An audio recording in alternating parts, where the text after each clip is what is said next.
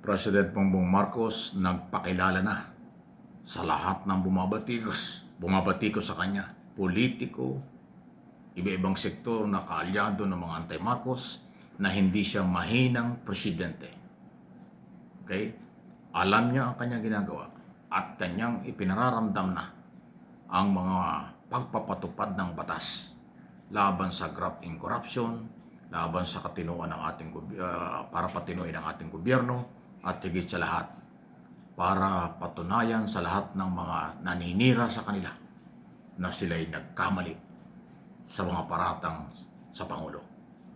Ito po yung pagpapatupad ng matinding political will, investigasyon kaliwat kanan, pagpapairal ng batas, at pagpapatupad ng controversial na political dynasty. Lalabanan na ito. Pati yung pagbabago ng party list law na inabuso ng mayaman kung paano sila naging party list. At pagpapatibay pa, hindi lang executive order sa ICI, bubuo na ng batas para tawaging Independent People's Commission Act para labanan ang mga posibleng graft in corruption sa mga susunod na araw. At pag naging batas ito, kahit matapos na ang term ni Pangulong Marcos, yan ay batas ng magagamit laban sa mga abusado sa ating pera at sa kapangyarihan nila at ang mamamayan nagiging biktima. Yan ang political will. Kahit sino pinapanagot. Kaya maling-mali ang mga paratang ng mga anti-Marcos, Duterte groups, camp at iba pa na mahina ang Pangulo. Hindi totoo yan kasi nakikita natin. Walang shortcut na operasyon, investigasyon, kasuhan, lilitisin. Mga batas na kailangan na solusyon laban sa korupsyon, inilatag niya. Mahalaga yung priority na recommendation ng Pangulo. By the way, ang issue ng priority at saka urgent bill or certified proposed bill, magkaiba yun. Pag sinabing certified proposed bill, walang magagawa ang Kongreso at Senado, dapat sumunod, dapat gawin nila yun. Dapat yun gawin nilang batas. Kasi certified, pag sinabing certified, hindi lang yan bigyan ng priority. Yan ay dapat magawa ng Kongreso at Senado. Hindi yung pagdidikta. Bahagi lang yan ng talagang kailangan.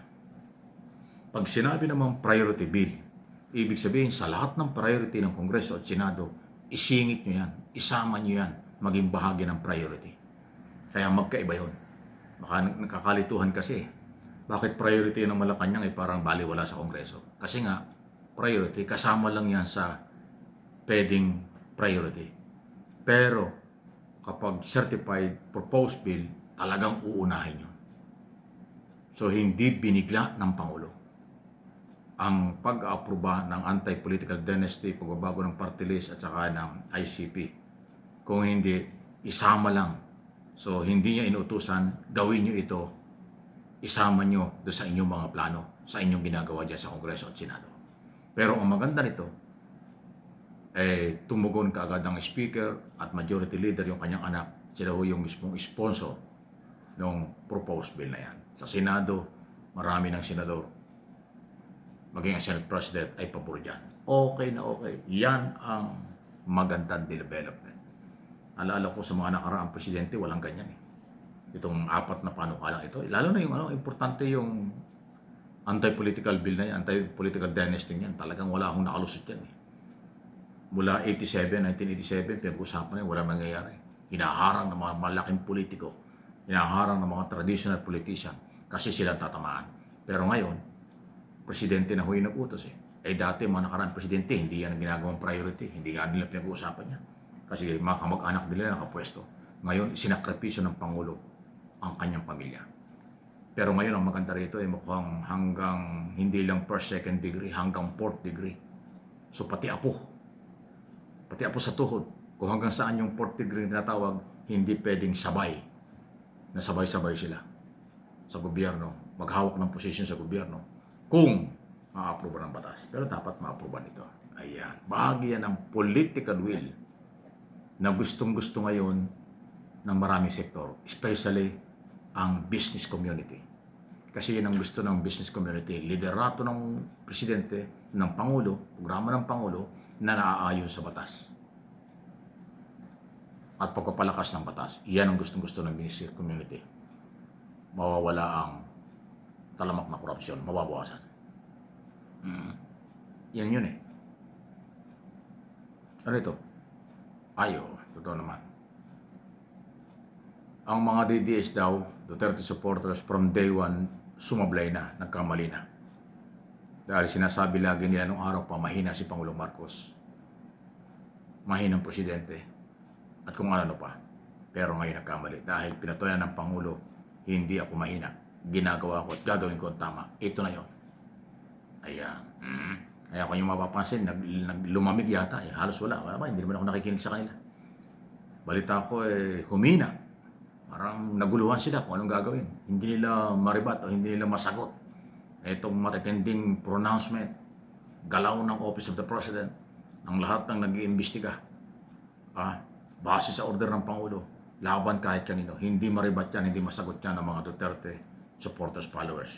Sila paulit-ulit na lang sila sa paninira. Bangag si Marcos, dapat palitan si Marcos, Marcos resign. Puro ganun lang ang gusto nila. Sila lang yun, kaya wala sumusunod. Kaya nga, naubos na siguro yung kanilang issue. Yung argumento, wala naman talaga silang argumentong matino. Paninira lang, hindi naman argumento yung paninira na hindi totoo. Paninirang mahina ang Pangulo, ay hindi nga mahina. Pinakita na nga yung tapang at talino at seryoso. O di, ari kayo ngayon. Naku, ito yung dapat sagutin ng kayong mga Duterte supporters, ito dapat yung sagutin. Hindi na mamatay-matay ang issue na ang China or mga illegal activities nung nakaraang gobyerno ang posible raw nasa likod nito mga destabilization o financier nito mga galaw laban sa gobyerno. Ayan, mga Duterte supporters, kayong sumagot dyan. Totoo ba yan? Hindi matapos-tapos ang issue. Ang China daw ay tumutulong sa inyo. Ang mga involved sa Pogo, operator ng Pogo, operator ng drug operation at kung ano pa mga illegal ng panahon yun, tinamaan sa programa ni Pangulong Marcos, posible daw na ito ang financier, gumagastos sa galaw ninyo. So kung hindi nyo may papaliwanag, baka nga totoo.